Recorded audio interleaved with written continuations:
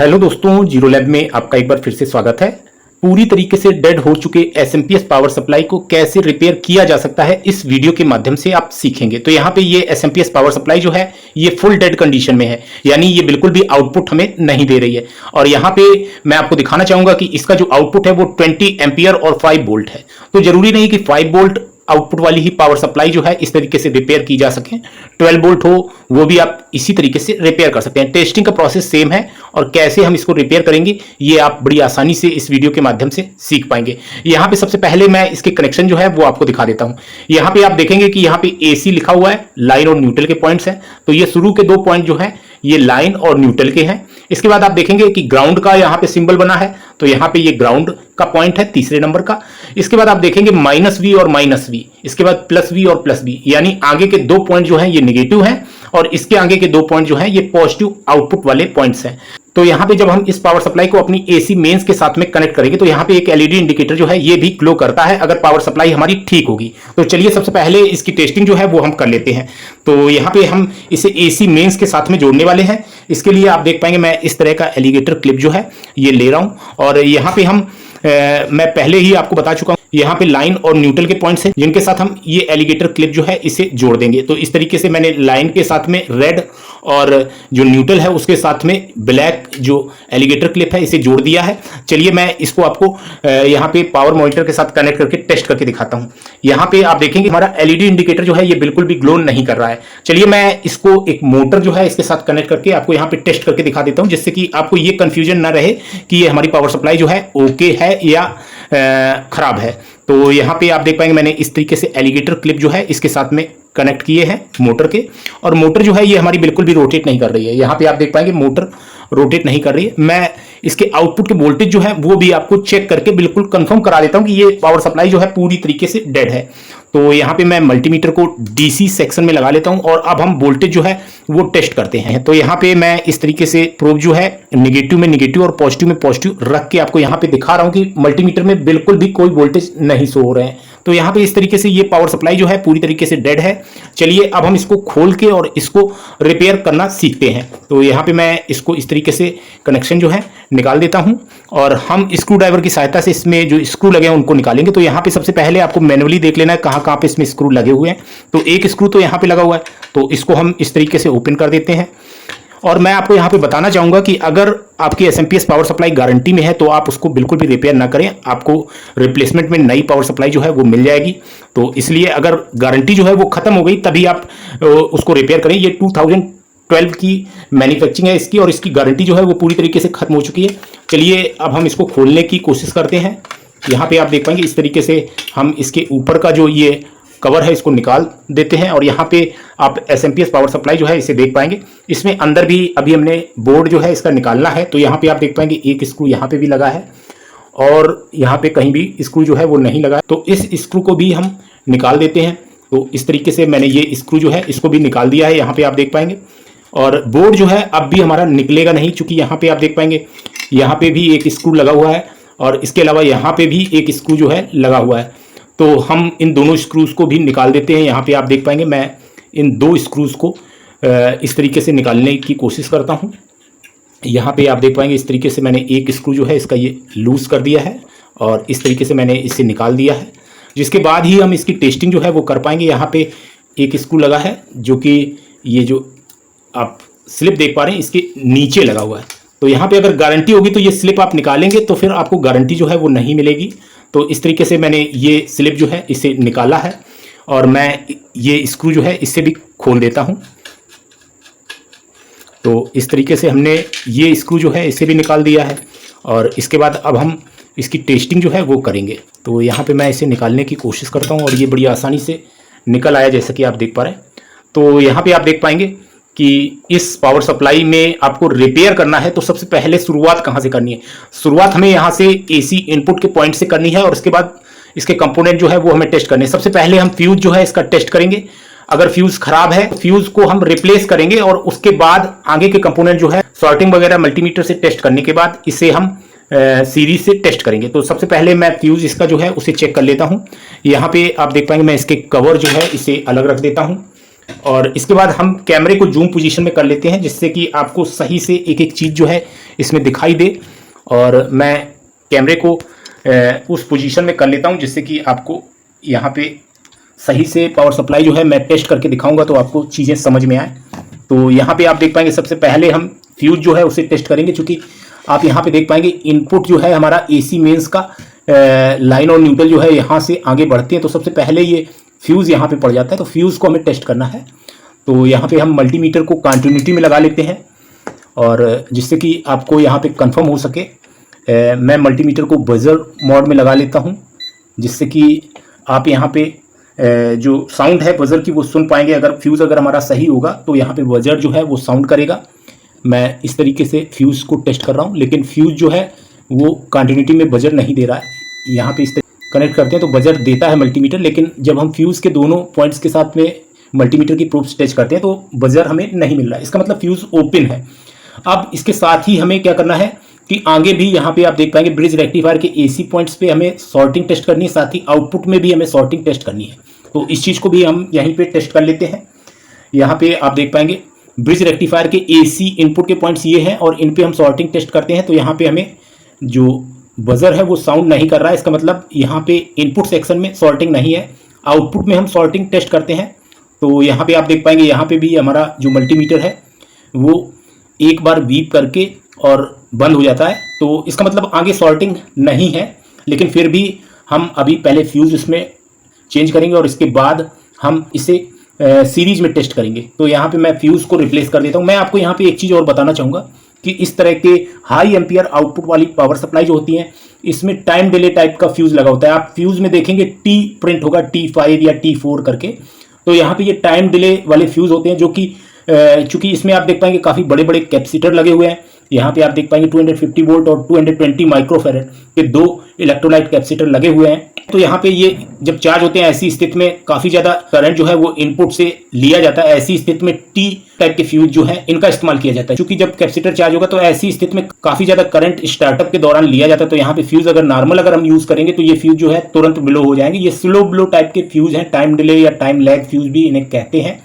और ये multiple time load जो है उसको सह सकते हैं और ब्लो नहीं होते हैं। तो चलिए अब हम इसका फ्यूज जो है उसे निकालते हैं, और जिसके बाद हम यहाँ पे फ्यूज जो है उसको रिप्लेस करेंगे और आगे की टेस्टिंग जो है वो हम करेंगे।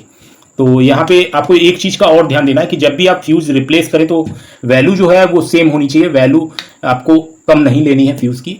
तो यहाँ पे आप देख पाएंगे ये जो फ्यूज़ है इसकी वैल्यू क्या है मैं दिखाने की कोशिश करता हूँ। यहाँ पे T5 इसमें प्रिंट है, यानी ये 5 एम्पियर का फ्यूज़ है। तो इस तरह के स्लो ब्लो फ्यूज़ जो है वो आप यूज़ करेंगे। मैं आपको दिखाना चाहूँगा कि इस तरह के फ्यूज़ जो है इन्हें भी आप इस्तेमाल कर सकते हैं। और ये जो फ्यूज़ है इसकी वैल्यू जो है वो आप देख पाएंगे। मैं वैल्यू इसकी दिखाने का प्रयास करता हूँ कि ये T3.15 एम्पियर का फ्यूज़ है। एक और फ्यूज़ है हमारे पास, सेम वैल्यू का हमें फ्यूज़ लेना है, और यहाँ पे इसकी वैल्यू जो है मैं दिखाने की कोशिश कर रहा हूँ। ये T5A इसमें प्रिंट है। तो ये 5 एम्पियर का फ्यूज़ है, इसको हम यूज़ कर सकते हैं। तो इस तरह के फ्यूज़ भी आप यूज़ कर सकते हैं। और ये कुल मिला के T जो है ये सिंबल वहाँ पे होना चाहिए। उसी तरह का फ्यूज़ जो है आप टाइम डिले फ्यूज़ जो है इसमें यूज़ कर सकते हैं। तो मैं फ्यूज़ जो है इसमें लगा देता हूँ, जिसके बाद हम इसे सीरीज में टेस्ट करेंगे। चूँकि मल्टीमीटर से भी हमने टेस्ट किया था, आउटपुट सेक्शन जो है वो क्लियर बता रहा है। तो यहाँ पे आप देख पाएंगे इस तरीके से हम फ्यूज़ जो है यहाँ पे रिप्लेस करेंगे, और इसके बाद हम टेस्टिंग जो है वो करेंगे।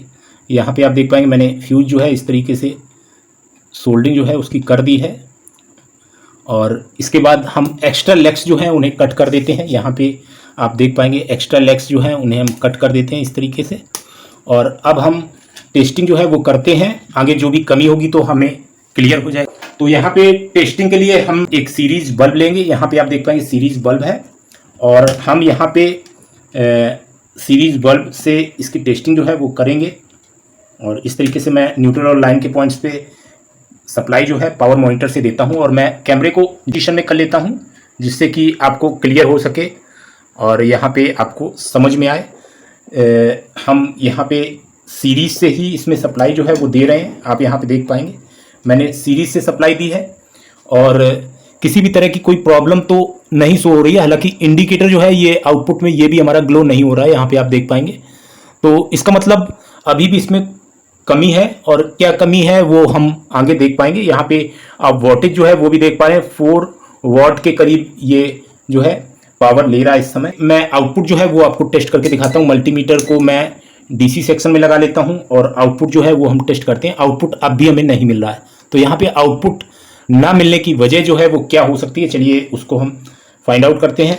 तो यहाँ पे मैं कनेक्शन जो है उसे डिस्कनेक्ट कर देता हूँ इस तरीके से, और सीरीज जो है यहाँ से हटा देता हूँ। इसके बाद अब हम आगे की टेस्टिंग जो है वो करेंगे।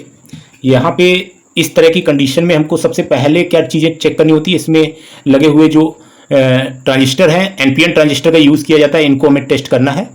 तो यहाँ पे मैं पहले जो इसके कैपेसिटर हैं वो हो सकता है चार्ज हो गए होंगे, तो ऐसी स्थिति में हम इसके कैपेसिटर जो है उसे डिस्चार्ज कर लेते हैं। यहाँ पे आप देख पाएंगे मैं इस तरीके से सॉर्ट कर देता हूँ, जिससे कि अगर कैपेसिटर चार्ज हो गए होंगे तो ये डिस्चार्ज हो जाएंगे। और यहाँ पे अब हम इसके जो ये ट्रांजिस्टर हैं इन्हें निकाल के और टेस्ट करते हैं। यहाँ पे मुझे ऐसा महसूस हो रहा है कि इस साइड का ट्रांजिस्टर जो है ये हीट हो रहा है। चलिए मैं आपको कंफर्म करा देता हूँ। यहाँ पे आप देख पाएंगे कि हमारे पास नॉन कॉन्टैक्ट थर्मामीटर है, जिससे कि हम टेम्परेचर जो है इसका टेस्ट कर सकते हैं। यहाँ पे आप देख पाएंगे इसका टेम्परेचर जो है वो 39 डिग्री सेंटीग्रेड है, जबकि साइड वाले जो ट्रांजिस्टर है उसका टेम्परेचर 33 डिग्री सेंटीग्रेड है। तो यहाँ पे ये ट्रांजिस्टर जो है हीट हो रहा है काफ़ी तेज़ी से। तो इससे हमें ये कंफर्म होता है कि यहाँ पे ट्रांजिस्टर जो है वो भी ख़राब होने के चांसेस हो सकते हैं। तो इनको हम निकाल के और टेस्ट कर लेते हैं। तो यहाँ पे मैं इस तरीके से इन ट्रांजिस्टर्स को निकाल देता हूँ, और जिसके बाद हम आगे की टेस्टिंग जो है वो करेंगे। यहाँ पे आप देख पाएंगे इस तरीके से मैं ट्रांजिस्टर जो है दोनों इसके निकाल देता हूँ, और इनको हम मल्टीमीटर से टेस्ट करेंगे। तो मैं यहाँ पे टेस्टिंग का जो प्रोसेस है वो आपको समझा देता हूँ। सबसे पहले हम ट्रांजिस्टर जो है वो देख लेते हैं। यहाँ पे 13007 नंबर का ये ट्रांजिस्टर है, और ये एनपीएन ट्रांजिस्टर है। हम इसकी लेग्स जो है उसे इस तरीके से बाहर को कर लेते हैं, और पिन आउट जो है पहले मैं आपको बता देता हूँ। यहाँ पे ये पिन जो है इस साइड की ये बेस है, सेंटर की पिन कलेक्टर है, और इस साइड की पिन इमिटर है। तो यहाँ पे मल्टीमीटर की प्रोब जो है उसे हम बेस और इमिटर के बीच में टेस्ट करेंगे। साथ ही आप देखेंगे कि कलेक्टर और इमिटर, साथ ही इमिटर और बेस के बीच में हमें मल्टीमीटर की प्रोब जो है उसे पलट के भी टेस्ट करना होता है। तो यहाँ पे सभी टेस्टिंग जो है वो हम करेंगे, उसके बाद ही इसे डिसाइड कर पाएंगे कि ये खराब है या सही है। तो यहाँ पे आपने फिगर में देखा कि जो एनपीएन ट्रांजिस्टर होता है ये इसमें 2 जंक्शन होते हैं। तो यहाँ पे 2 जंक्शन यानी 2 डायोड की तरह ये वैल्यू जो है शो करेगा। यहाँ पे आप देख पा रहे हैं यहाँ पे ये एक डायोड की वैल्यू शो कर रहा है, और इस तरीके से हम टेस्ट करते हैं। तो यहाँ पे आप देख पाएंगे कोई भी वैल्यू नहीं शो कर रहा है। तो यहाँ पे एक वैल्यू जो है ये शो कर रहा है कलेक्टर और इमिटर के बीच में, जबकि इसको वैल्यू नहीं शो करनी चाहिए। अच्छा, बेस और इमिटर के बीच में इसे डायोड की वैल्यू शो करनी चाहिए। चलिए मैं टेस्ट करके आपको दिखाता हूँ। आप देखेंगे कि यहाँ पे ये सॉर्टिंग शो कर रहा है। तो इसका मतलब ये जो एनपीएन ट्रांजिस्टर ये खराब है, दोनों साइड से सॉर्टिंग दिखा रहा है। और अब मैं दूसरा ट्रांजिस्टर जो है उससे टेस्ट करता हूँ। आप यहाँ पे देख पाएंगे कि इस तरीके से हम इसकी लेग जो है अलग अलग कर लेते हैं, और यहाँ पे बेस और इमिटर के बीच में टेस्टिंग करेंगे, और साथ ही कलेक्टर के बीच में टेस्टिंग करेंगे। यहाँ पे आप देख पाएंगे इसने सॉर्टिंग शो की है, जबकि इसे सॉर्टिंग शो नहीं करना चाहिए। तो यहाँ पे इसकी सॉर्टिंग हमें ये प्रदर्शित करती है कि ये ट्रांजिस्टर जो है खराब हो चुका है। अब हम इसके इमिटर और कलेक्टर के बीच में टेस्टिंग करते हैं। यहाँ पे आप देख पाएंगे इमिटर और कलेक्टर के बीच में जब हम टेस्टिंग करेंगे तो यहाँ पे ये सॉर्टिंग शो कर रहा है। तो यानी ये ट्रांजिस्टर जो है पूरी तरीके से खराब है, और ये दोनों ट्रांजिस्टर जो है अब हमें रिप्लेस करने हैं। तो यहाँ पे इस तरह के ट्रांजिस्टर हमें कंप्यूटर की पावर सप्लाई में मिल जाते हैं 13007। तो वो ट्रांजिस्टर जो है हम इसमें यूज़ कर सकते हैं। चलिए मैं एक कंप्यूटर की पावर सप्लाई मेरे पास रखी है, उससे मैं ले लेता हूँ। यहाँ पे आप देख पाएंगे कि इसमें वही ट्रांजिस्टर लगे हुए हैं 13007, तो इनको हम यूज़ कर सकते हैं। हालांकि इसमें आप देखेंगे ये प्लास्टिक पैक में है पूरी तरीके से, और यहाँ पे ये ओपन में है। यहाँ पे आप देख पाएंगे। तो यहाँ पे आइसोलेशन का ध्यान देना होगा जब हम इसे अपने सर्किट बोर्ड में लगाएंगे, यानी एसएमपीएस में लगाएंगे। यहाँ पे खुले कनेक्टर जो हैं इन्हें हमें आइसोलेट करना होगा। चलिए पहले मैं स्क्रू जो है इसके निकाल लेता हूँ, और जिसके बाद हम इसकी टेस्टिंग करेंगे, और फिर बाद में फाइनल जब हम देख लेंगे कि ये ट्रांजिस्टर सही है तो हम अपने जो एसएमपीएस पावर सप्लाई है उसमें इनको यूज़ करेंगे। तो यहाँ पे मैंने स्क्रू जो है वो अनस्क्रू कर लिए हैं, और इस तरीके से अब हम ट्रांजिस्टर जो है उन्हें निकाल लेंगे, और उसके बाद इनकी टेस्टिंग जो है वो हम करेंगे और फिर हम यूज़ करेंगे। तो यहाँ पे थर्मल पैड भी लगे हुए हैं जो कि हमारे काम आएंगे, क्योंकि हमें आइसोलेशन का ध्यान देना है, बॉडी के साथ में ये कनेक्ट नहीं होने चाहिए जिससे कि हमें जो है शॉक ना लगे। यहाँ पे आप देख पाएंगे इस तरीके से मैं सोल्डिंग आयरन की मदद से ये एनपीएन ट्रांजिस्टर जो है इन्हें निकाल लेता हूँ, और ये पावर ट्रांजिस्टर हैं और इस तरीके से मैंने इन्हें निकाल लिया है। अब हम इनकी टेस्टिंग करेंगे। टेस्टिंग का प्रोसेस बिल्कुल सेम है, आप फिगर ऊपर देख पाएंगे, इसी फिगर को देख के आप टेस्ट कर पाएंगे। तो चलिए मैं इसकी टेस्टिंग जो है वो कर लेता हूँ। यहाँ पे बेस पे मैंने ब्लैक प्रोब और आप देख पाएंगे इमिटर पे रेड प्रोब लगाई है। यहाँ पे कोई वैल्यू नहीं शो कर रहा है, हम इसे अपोजिट डायरेक्शन में टेस्ट करते हैं। यहाँ पे आप देख पाएंगे इसने एक वैल्यू शो की है, यानी ये जो एनपीएन ट्रांजिस्टर है ये सही है। अब हम यहाँ पे दोबारा से इसके इमिटर और कलेक्टर के बीच में टेस्ट करते हैं, यहाँ पे कोई वैल्यू नहीं शो की है। तो इसी तरीके से आपको टेस्ट करना है, बेस से कलेक्टर और इमिटर के बीच में डायोड की वैल्यू जो है वो शो होती है, जबकि अगर हम मल्टीमीटर की प्रोब पलटते हैं तो ऐसी स्थिति में कोई वैल्यू शो नहीं करना चाहिए और कोई भी पिन जो है आपस में शॉर्टिंग शो नहीं करनी चाहिए। इस चीज़ का भी आपको विशेष ध्यान देना है। यहाँ पे आप देख पाएंगे दूसरा ट्रांजिस्टर ये भी हमारा ओके है और इस तरीके से हमने टेस्टिंग जो है वो कंप्लीट कर ली है। और आप फाइनल टेस्ट कंप्लीट करने के बाद, सॉर्टिंग वगैरह टेस्ट कंप्लीट करने के बाद ही इसे यूज़ कर सकते हैं। तो चलिए अब हम इस ट्रांजिस्टर के जो इमिटर और कलेक्टर है उसके बीच में भी टेस्ट कर लेते हैं। तो फाइनली ये ट्रांजिस्टर जो है बिल्कुल ओके है, इसकी लेग्स को हम पास कर लेते हैं और इसके बाद मैं आपको यहाँ पे कंफर्म कराने के लिए एलसीआर मीटर में इसे टेस्ट करा देता हूँ, जिससे कि आप कंफर्म हो सकेंगे। यहाँ पे आप इस तरह का एलसीआर मीटर जो है इसे परचेस कर सकते हैं अमेजोन पे। यहाँ पे आप देख पाएंगे ये बीजेटी एनपीएन ट्रांजिस्टर है और इसकी पिन आउट्स जो है हमें एलसीआर मीटर ने शो कर दी हैं। तो एलसीआर मीटर से रिलेटेड वीडियो लिंक जो है आई बटन में आपको मिल जाएगा और आप इन्हें परचेस करके अपनी इलेक्ट्रॉनिक्स की रिपेयरिंग को आसान कर सकते हैं। तो यहाँ पे अब हम अपने एसएमपीएस पावर सप्लाई में यही ट्रांजिस्टर जो है इनको प्लेस करेंगे, जिसके बाद हम अपने एसएमपीएस पावर सप्लाई को रिपेयर कर पाएंगे। यहाँ पे आप देख पा रहे हैं इस तरीके से मैं इन ट्रांजिस्टर को रिप्लेस करने वाला हूँ। यहाँ पे मैंने एक साइड के ट्रांजिस्टर जो है इसे लगा दिया है। इसी तरीके से दूसरी साइड भी हम ट्रांजिस्टर जो है उसे लगा देते हैं। इसकी लेग्स जो है हम सीधी कर लेते हैं और जिसके बाद हम इस साइड का ट्रांजिस्टर जो है इसे भी लगा देते हैं। तो यहाँ पे आप देख पाएंगे इस तरह से हमें ट्रांजिस्टर जो है इसे लगाना है और यहाँ पे हम इस तरीके से ये ट्रांजिस्टर जो है इसे भी लगा देते हैं।